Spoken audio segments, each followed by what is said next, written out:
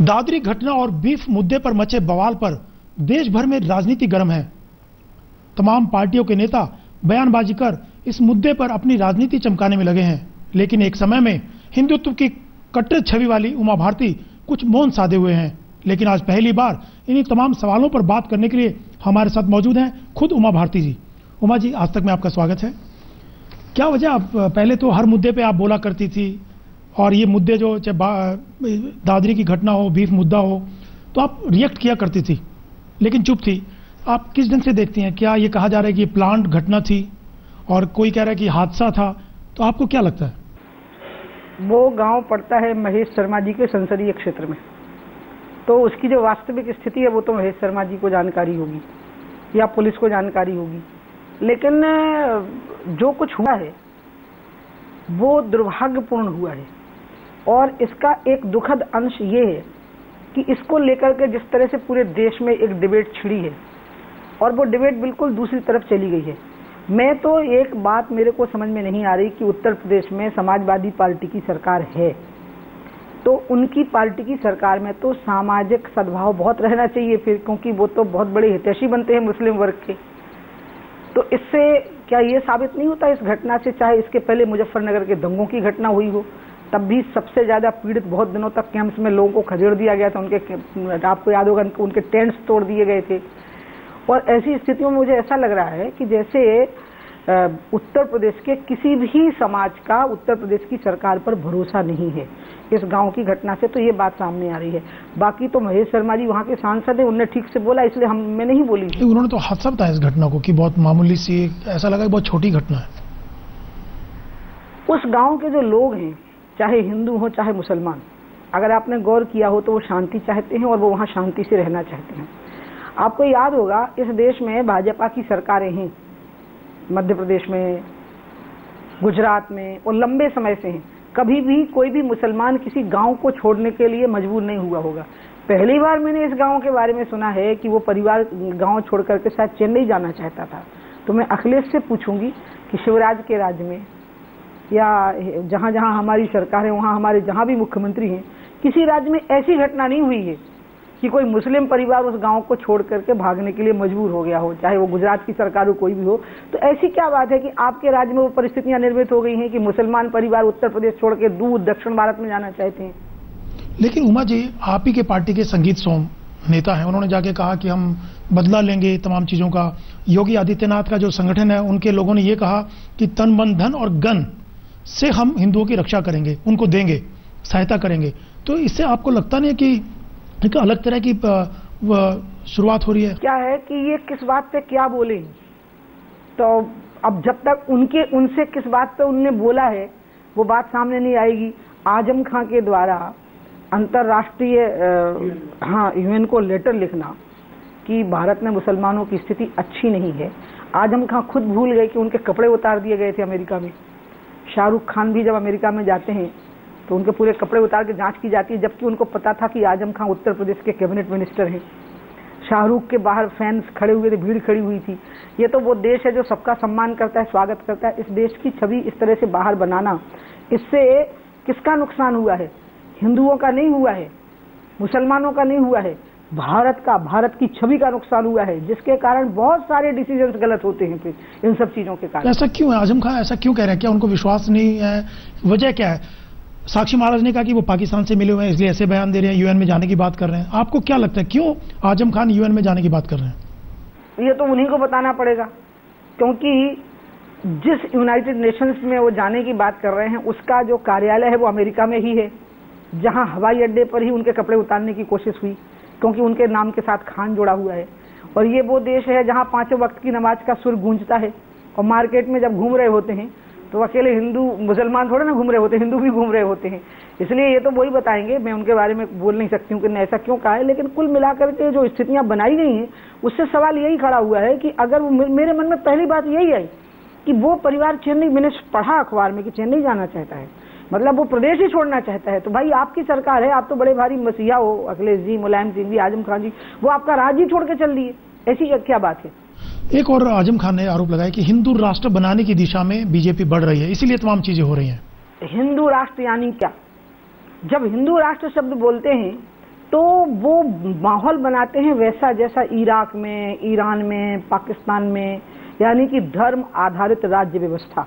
और धर्म आधारित राज्य व्यवस्था में जिस प्रकार के अत्याचार होते हैं उसका भय पैदा करना। हिंदू राष्ट्र जो शब्द है वो तो एक सांस्कृतिक अधिष्ठान पर प्रयोग किया गया शब्द है। हमारा तो जब देश आजाद हुआ तो ये बात तय हो गई थी कि यहाँ पर राज्य धर्म आधारित राज्य व्यवस्था नहीं होगी। और मोदी जी ने पूरी दुनिया में खुलकर के कहा है कि हम अपने संविधान को ही अपना ग्रंथ मानते हैं और संविधान से ही देश चलेगा। अगर भारत के प्रधानमंत्री का भरोसा नहीं है उनको और आजम खान साहब को, और दूसरे लोगों का भरोसा है, तो आजम खान के बारे में सोचना पड़ेगा ना हमको। उनको प्रधानमंत्री का विश्वास करना चाहिए। दूसरा एक और मुद्दा उमा जी आजकल चल रहा है, बीफ को लेकर के लालू यादव ने बयान दिया कि हिंदू भी गौ मांस खाते हैं। उसको लेके पूरा बवाल मचा हुआ है देश के अंदर, बिहार में इलेक्शन का मुद्दा बन गया है। तो आपको किस ढंग से लगता है कि लालू ने जो बयान दिया है उसको लेके बीजेपी ने कड़ी आलोचना की है उसकी तो सबने ही आलोचना की होगी, क्योंकि अनावश्यक बयान था और चुनाव के समय पर बोलना अनावश्यक था। लेकिन मुझे एक बात अच्छी लग रही है और वो बात मोदी जी के मन में है। कई बार हमने कैबिनेट में और जब वो मंत्रालयों की बैठक बुलाते हैं, उनकी एक बड़ी इच्छा है कि इस देश में गौ रक्षा के बहुत गंभीर उपाय निकाले जाएं, क्योंकि देश में गाय अर्थव्यवस्था के साथ में जुड़ी हुई है, देश की अर्थव्यवस्था के साथ में।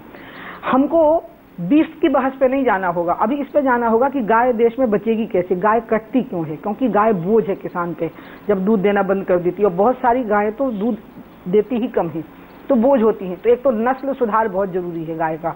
दूसरा ये बहुत जरूरी है, आपको अगर पता हो, आप आज तक के माध्यम से मैं याद दिलाऊंगी जो लोग सुन रहे होंगे, पहले गौचरों की व्यवस्था थी, अब गौचर खत्म हो गए हैं पूरे देश से। जब मैं मुख्यमंत्री थी तो मैंने प्रयास किया था।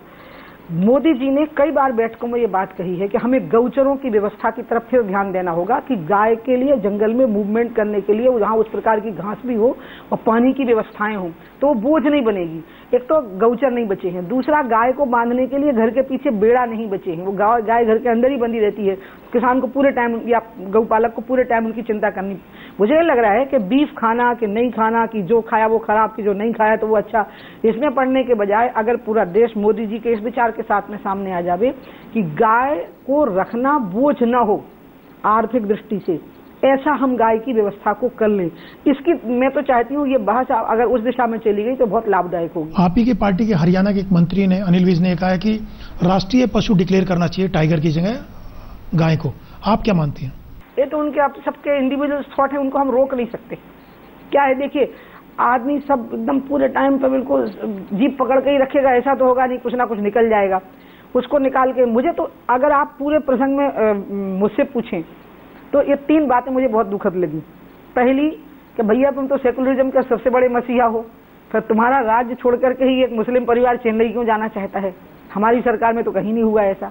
एक दूसरा, मेरे को ये समझ में नहीं आ रही है बात कि हम इस पे क्यों नहीं जा रहे हैं कि देश में गाय बचेगी कैसे। और मोदी जी के सामने मैंने मोदी जी के मुंह से कई बार ये बात सुनी कि हम ऐसी व्यवस्थाओं को करेंगे तो हो सकता है कि हम इस देश में पशुपालन की व्यवस्था को ठीक से कर सकें, क्योंकि इस पर बहुत लोगों की आजीविका आधारित है, करोड़ों करोड़ लोगों की। तीसरी बात मैं बिना आपके सवाल के किए देती हूँ, नयनतारा दीदी हैं, अपनी बुजुर्ग महिला हैं, उनने तो इस्तीफा ही दे दिया, पुरस्कार ही लौटा दिया। मुझे आजम खां से ही पूछना है आपके चैनल के माध्यम से। एक दिन उन्होंने मुझे अपने घर पर भोजन के लिए बुलाया था, जब गंगा के विषय पर बात करनी थी, कुंभ लगना था प्रयाग का, तो मैं उनको ये कहना चाहती थी कि कानपुर का स्लॉटर हाउस का और ट्रेनरीज का पानी कुछ समय के लिए अगर आप रोक दें, गंगा में ना जाए। उन्होंने रोका भी उसको, मैं ये भी आपको बताऊं। तो उन्होंने मुझे खुद कहा था कि बैल की कमी के कारण हिंदू और मुसलमान दोनों परेशान हो रहे हैं, क्योंकि ट्रैक्टर ने तो सबको कर्जदार बना दिया और किसान आत्महत्या कर रहे हैं। तो खाद भी चाहिए तो गोबर चाहिए, और बैल चाहिए तो गाय तो चाहिए, तभी ना उसके बालक जन्म लेगा। तो मुझे खुद कह रहे थे कि हम तो खुद चाहते हैं कि गौ हत्या बंद हो, और अब वो यूनाइटेड नेशंस को चिट्ठी लिख रहे हैं। समझ में नहीं आ रहा है कि ऐसा क्या अचानक। तो एक ही चीज हुई है कि मोदी जी प्रधानमंत्री हैं अभी, तो नयनतारा इस्तीफा दे रही हैं। हाँ, मतलब ये अपने पुरस्कार लौटा रहे हैं। पहले जब दंगे हुए, सिख मरे, हजारों लोग भून दिए गए, तब इन्होंने ऐसा कुछ भी नहीं किया। अमेरिका में बेइज्जती चलेगी, यहाँ पर ये यूनाइटेड नेशंस को चिट्ठी लिख रहे हैं। मतलब कुल मिलाकर के मुझे सारी की सारी ऐसे लग रहा है जैसे कहीं ना कहीं ये भले ही अलग अलग पार्टियों के लोग हों, कोई साम्यवादी है, कोई समाजवादी है, कोई कांग्रेसी है, लेकिन मूल तत्व एक है कि मोदी से सबको बहुत जलन हो रही है कि ये व्यक्ति प्रधानमंत्री बन गया है और लंबे समय तक बना रहेगा। तो इसके रास्ते में जितना हो सके उतने कांटे बिछाओ। उमा जी, लालू यादव ने भी एक बात कही कि हम लोग बीजेपी वाले कुत्ते बांधते हैं अपने घरों में, हम गाय बांधते हैं। वो हमको उपदेश दे रहे हैं गौ हत्या के, गौ मांस को लेकर के, और उनके घरों के बाहर लिखा होता है कुत्तों से सावधान। तो लालू ने बीजेपी को टारगेट किया। क्या है कि लालू जी तो राजनीति में मतलब मजाक करते हैं, बोलते भी हैं इस तरह की बातें वो। और जैसे लालू जी गौ भक्त हैं, अपने आप को गौ भक्त कह रहे हैं, उनके मुंह से वो जो बात निकल गई उनको नहीं निकालनी चाहिए थी, और उनको बहुत गंभीर मुद्दों पर बिहार की पूरे चुनाव की व्यवस्था को खड़ा करना चाहिए था। लेकिन मैंने तो, हमको पहले ही जो बिहार के लोगों को जो चीज़ सामने आ गई लालू जी के बोल देने से, कि नीतीश जी की जो छवि हमारे साथ मिलकर बनी थी एक गंभीर शासक की, और लालू के साथ उसकी धज्जियां उड़ गई। एक और आज नरेंद्र मोदी ने भी अपनी रैली में कहा, लालू ने भी कहा, ओवैसी ने भी कहा, शैतान शब्द का इस्तेमाल किया जा रहा है। इलेक्शन कमीशन ने भी उसके ऊपर नोटिस लिया है कि उसको देखा जाएगा। तो क्या आपको लगता है इस टाइप के बातें करना इलेक्शन में, कैंपेन में, क्या ये ठीक है? मुझे इसका मूल नहीं मालूम है कि शब्द किसने शुरू किया है, लेकिन मेरे ख्याल से लालू यादव जी ने बोला, और बहुत गलत तरीके से बोला, भारत के प्रधानमंत्री के लिए बोला, और इस संयत भाषा का प्रयोग वो नहीं करते। उमा जी, आरक्षण भी, मोहन भागवत का एक बयान आया आरक्षण का रिव्यू करने को लेकर, हालांकि बीजेपी ने सफाई दी उसको लेकर के, आपको लगता है उससे कहीं ना कहीं थोड़ा नुकसान होगा बीजेपी का बिहार में? नहीं, बिल्कुल नहीं होगा, क्योंकि बुद्धिजीवियों की बहस की बात कही है माननीय सर संचालक ने। बाकी आरक्षण तो संवैधानिक व्यवस्था है, और संविधान की जो व्यवस्था है वो संविधान के द्वारा लागू है, और पार्लियामेंट का कोई भी अमेंडमेंट उस व्यवस्था को मेट नहीं सकता है, क्योंकि आरक्षण तो इस देश की विषमता को मिटाने का एक बहुत बड़ी पद्धति है। और ये तो तब तक रहेगी जब तक कि हर आदमी को एक जैसी शिक्षा, हर बच्चे को एक जैसी शिक्षा, एक जैसा स्वास्थ्य और एक जैसी जीवन उपयोगी सुविधाएं नहीं मिल जाएंगी, तब तक ये व्यवस्था रहेगी। सरसंघचालक जी ने जो कहा है वो एक बौद्धिक बहस की बात है, उसको राजनीति के साथ मत जोड़िए। बड़ा दुखद है कि हम सारी चीजों की पैकेजिंग कर देते हैं, और पैकेजिंग करके अब जैसे माननीय मोहन जी की बात पर मैं क्या जवाब दूंगी, क्योंकि वो एक बौद्धिक बात है जो उन्होंने कही है। मैं एक राजनीतिक व्यक्ति हूं, मैं पार्लियामेंट में बैठी हूं, मैं इसलिए बैठी हूं कि संविधान में जो हुआ है हम उसको बचा करके रखेंगे, तो ये तो संवैधानिक व्यवस्था है। उमा जी, क्या मुलायम के साथ कोई सेटिंग हुई है बीजेपी की, जो एक तो गठबंधन से बाहर आए, महागठबंधन से 150 सीटों पे बिहार में लड़ रहे हैं, तो कहीं ऐसा लग रहा है कि उनके वोट काटने के लिए बीजेपी ने कोई सेटिंग किया है? सेटिंग तो एक ही जगह हुई उनकी, कि उन्होंने लालू की बेटी ले ली, समझाना तो उनका वहां हुआ है।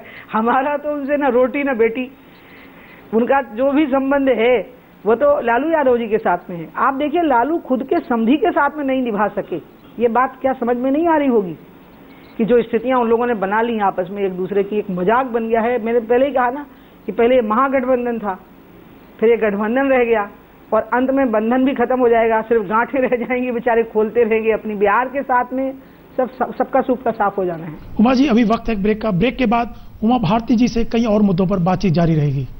ब्रेक के बाद एक बार फिर आपका स्वागत है। हम बात कर रहे हैं केंद्रीय मंत्री उमा भारती जी से।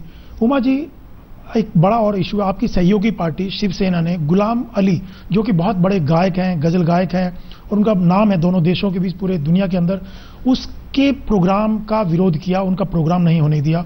क्या आपको लगता है कि कला और राजनीति को अलग रखा जाना चाहिए? ये शिवसेना का नया स्टैंड तो है नहीं, इसके पहले भी ऐसा हो चुका है, तब तो हमारी सरकार भी नहीं थी वहाँ पर। इसके पीछे बहुत सारे कारण होंगे, जो कारण मुझे अभी याद नहीं आ रहे हैं, लेकिन शायद गुलाम अली जी का कोई वक्तव्य था जिसके कारण ऐसा हुआ है, क्योंकि पाकिस्तान के और भी कलाकार हैं जो मुंबई में आते हैं, शिवसेना के लोग उनका विरोध नहीं करते। अगर गुलाम अली का विरोध हुआ है तो जहाँ तक मुझे स्मरण है कोई वक्तव्य है जिसके कारण कि शिवसेना ने स्टैंड लिया है। मैं शिवसेना के स्टैंड को जस्टिफाई नहीं कर रही हूँ, उसको गलत भी नहीं ठहरा रही हूँ, मैं इतना कह रही हूँ कि बहुत सारी चीज़ों को देख करके वहाँ पर ये फैसला हुआ है। शिवसेना का अपना स्टैंड है, नया नहीं है ये।